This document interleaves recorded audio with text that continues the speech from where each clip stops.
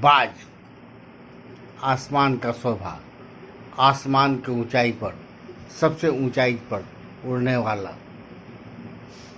कौवा उसके पीठ पर बैठ जाता है, ठोकर मारता है पर बाज नीचे नहीं उतरता और ऊंचाई को छूता है और ऊंचाई की तरफ बढ़ता है। एक शिखर पर पहुंचता है जहां कौवा हार मान लेता है और वहां से वह बाज की पीठ से उतरकर नीचे की तरफ भागना शुरू करता है। लेकिन बाज कहाँ मानने वाला, वह आसमान के बुलंदियों पर छा रहता है। सबसे दुखद बात है कि बाज को शुरू में अपने ही परिवार में, अपने ही भाई बंधुओं से लड़ना पड़ता है। वह 2 हफ्ते के भीतर ही युद्ध शुरू कर देता है और फिर लड़ाई सीखता है। बाज आगे बढ़ता है, बाज आसमान में उड़ता है, लेकिन उसकी निगाहें ज़मीन पर होती हैं। वह ज़मीन के एक एक शिकार को देखता है। वह अपने ऊंचाई से ही ज़मीन को निशाना साधता है और छलांग मारता है। फिर नीचे के शिकार को पकड़ लेता है और उसे उठा लेता है। जल में मछली तैरती रहती है, लेकिन बाज का दिमाग, बाज की ध्यान, बाज का शिकार मछली होता है और वह एकटक उस मछली को देखते रहता है।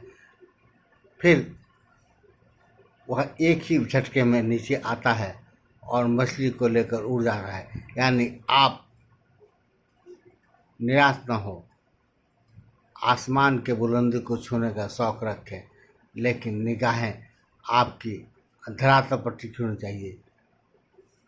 वही आगे बढ़ता है जो धरातल को निगाह में रखकर अपने बुलंदी को छूता है। अपने आप को नहीं भूलेगा हम क्या हैं, हमें कहाँ पहुंचना है, यह ध्यान रखें। या जब ध्यान रखेंगे तो निश्चित आप बुलंदी को छू जाएंगे, ठीक बाज की तरह। बाज का उम्र होता है लगभग 70-80 साल और बीच में एक समय आता है जब बाज अपने को थका हुआ महसूस करता है, लेकिन वह थकता नहीं है। पुनः रिचार्ज होता है, अपने नाखूनों को तोड़ता है, अपने चोंच को तोड़ता है, ठोकर मार मार के और वह आगे बुलंदी को छूता है। तो हम क्यों पीछे हटे, हम क्यों नहीं उसी बाग से सीखे है।